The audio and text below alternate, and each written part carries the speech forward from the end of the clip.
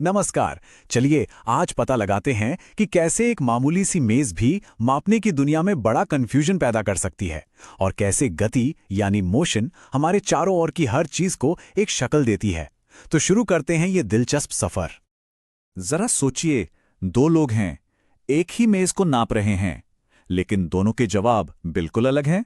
ऐसा कैसे हो सकता है ना? यही सवाल हमें मेजरमेंट की एक बहुत ही आम लेकिन बहुत बड़ी प्रॉब्लम की तरफ ले जाता है। और यहीं से असली कंफ्यूजन शुरू होता है। जब हम चीजों को नापने के लिए अपने अपने तरीकों का इस्तेमाल करते हैं ना, तो सारी गड़बड़ हो जाती है। देखिए, एक ही चीज के लिए दो अलग अलग रिजल्ट्स, और ये सिर्फ कोई छोटी मोटी बात नहीं है। इससे बहुत बड़ा भ्रम पैदा होता है और भरोसा भी खत्म हो जाता है, खासकर जब मामला बिजनेस या साइंस का हो। तो इस गड़बड़ को ठीक करने के लिए हमें यह समझना होगा कि हर माप के दो हिस्से होते हैं। एक होती है संख्या और दूसरा होता है मात्रक यानी यूनिट। अब देखिए, प्रॉब्लम संख्या में नहीं है, प्रॉब्लम उस यूनिट में है जिसका हम इस्तेमाल कर रहे हैं। असल में सारी प्रॉब्लम की जड़ यह है कि बालिश हो या कदम हो, ये हर किसी के लिए अलग अलग होते हैं। ये कोई यूनिवर्सल चीज तो है नहीं, और इसीलिए इन पर भरोसा करना मुश्किल है। तो फिर इस बड़े कंफ्यूजन का हल क्या है? भाई, दुनिया को एक ऐसी कॉमन भाषा की जरूरत थी जिस पर सब लोग सहमत हो सकें। एक यूनिवर्सल स्टैंडर्ड जो हर जगह हर किसी के लिए एक जैसा हो। और वो हल है अंतर्राष्ट्रीय मात्रक प्रणाली यानी एसआई सिस्टम। इसे आप मापने के लिए एक ग्लोबल भाषा की तरह समझ सकते हैं। इसी ने साइंस से लेकर बिजनेस तक हर फील्ड में सब कुछ बदल दिया। ये पक्का करता है कि जब हम लंबाई की बात कर रहे हों तो हम सब एक ही चीज की बात कर रहे हों। और जब बात लंबाई की होती है तो ये यूनिवर्सल स्टैंडर्ड है मीटर। यही वो आधार है जिस पर हमारे सारे लंबाई के माप टिके हुए हैं। पता है इस सिस्टम की सबसे अच्छी बात क्या है? इसकी सादगी। सारी यूनिट्स 10 के मल्टीपल पर चलती हैं। मतलब किलोमीटर से मिलीमीटर में बदलना बहुत आसान हो जाता है, कोई सरदर्दी नहीं। ठीक है, तो एक स्टैंडर्ड का होना तो बहुत अच्छा है, लेकिन अगर हम उसका सही तरीके से इस्तेमाल ही ना करें तो हम वापस उसी कंफ्यूजन में पहुंच जाएंगे। इसलिए सही तरीके से मापना यानी सटीकता बहुत जरूरी है। एकदम सटीक माप के लिए बस 3 आसान बातें ध्यान में रखनी है। पैमाने को चीज के साथ सटाकर रखें, अपनी आंख की पोजीशन बिल्कुल सीधी ऊपर रखें, और अगर पैमाने का सिरा टूटा हुआ है तो उसका हिसाब किताब सही से करें। पर अगर कोई चीज सीधी ना हो तो?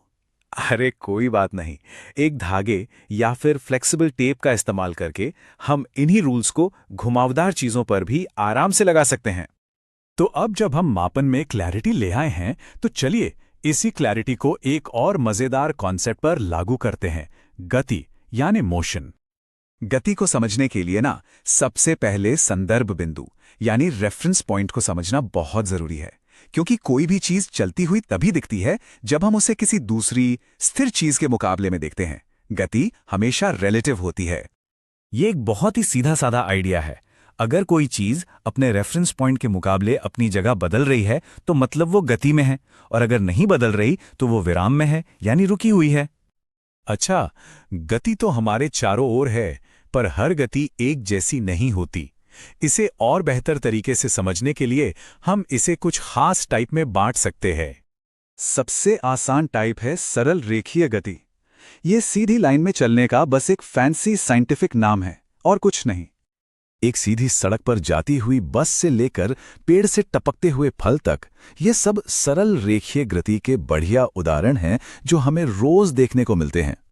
इसके बाद आती है वृत्तीय गति।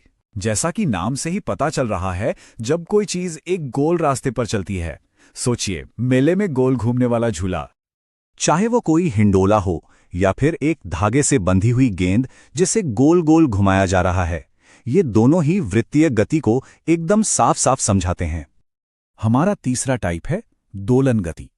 इसमें कोई भी चीज एक फिक्स्ड पॉइंट के आसपास आगे पीछे या ऊपर नीचे होती रहती है, जैसे किसी पुरानी घड़ी का पेंडुलम या पार्क में लगा एक झूला। एक झूला ये दोलन गति का एक परफेक्ट रोजमर्रा का उदाहरण है, जो लगातार एक बीच के पॉइंट के इर्द गिर्द आगे पीछे घूमता रहता है। और आखिर में है आवर्ती गति। ये एक बड़ी कैटेगरी है जिसमें कोई भी ऐसी गति आ जाती है जो खुद को बार बार दोहराती है। और मजे की बात यह है कि वृत्तीय और दोलन दोनों तरह की गतियां आवर्ती गति के ही उदाहरण हैं। तो हमने मापन के कंफ्यूजन से लेकर गति की क्लैरिटी तक का एक सफर तय किया है। अब जरा हम अपने आसपास नजर दौड़ाएं। क्या गति के ये सभी प्रकार हमें अपने चारों ओर होते हुए दिख सकते हैं? ये दुनिया को देखने का एक बिल्कुल नया तरीका है।